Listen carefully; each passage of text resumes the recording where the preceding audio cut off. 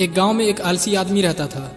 वह कुछ काम धंधा नहीं करता था, बस दिन भर निठल्ला की तरह बैठकर सोचता रहता था कि किसी तरह कुछ खाने को मिल जाए।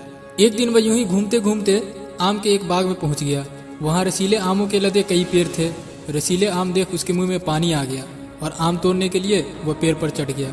लेकिन जैसे ही वह पेड़ पर चढ़ा, बाग का मालिक वहां आ पहुंचा। बाग के मालिक को देख आलसी आदमी डर गया और जैसे तैसे पेड़ से उतरकर वहां से भागने लगा। भागते भागते गांव से बाहर एक जंगल में जा पहुंचा। वह बुरी तरह से थक गया था, इसीलिए एक पेड़ के नीचे बैठकर सुस्ताने लगा।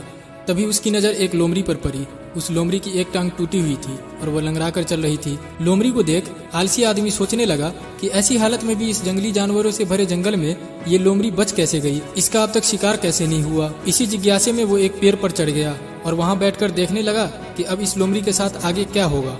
कुछ ही पल बीते थे कि पूरा जंगल शेर की भयंकर दहाड़ से गूंज उठा, जिसे सुनकर सारे जानवर डरकर भागने लगे।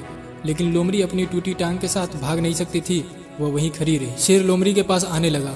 आलसी आदमी ने सोचा कि अब शेर लोमड़ी को मारकर खा जाएगा, लेकिन इसके आगे जो हुआ वो कुछ अजीब ही था। शेर लोमड़ी के पास आकर खड़ा हो गया।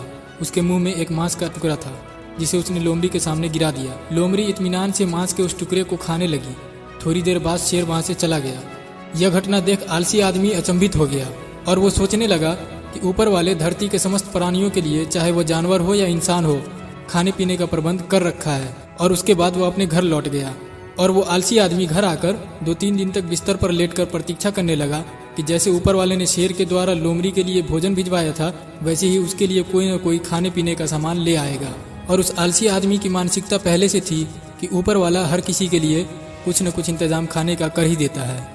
लेकिन ऐसा कुछ नहीं हुआ। भूख से उसकी हालत खराब होने लगी। आखिरकार उसे घर से बाहर निकलना ही पड़ा। घर के बाहर उसे एक पेड़ के नीचे बैठे हुए बाबा दिखाई दिए।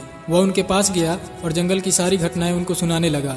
और वो बाबा से कहने लगा कि ऊपर वाला मेरे साथ ही ऐसा क्यों कर रहे हैं। उनके पास जानवरों के लिए भोजन का प्रबंध है, लेकिन इंसानों के लिए नहीं। बाबा जी ने उत्तर दिया, बेटा ऐसी बात नहीं है। ऊपर वाले के पास सारे प्रबंध है, दूसरों की तरह तुम्हारे लिए भी है। लेकिन बात यह है कि वो तुम्हें लोमड़ी नहीं, शेर बनाना चाहते हैं।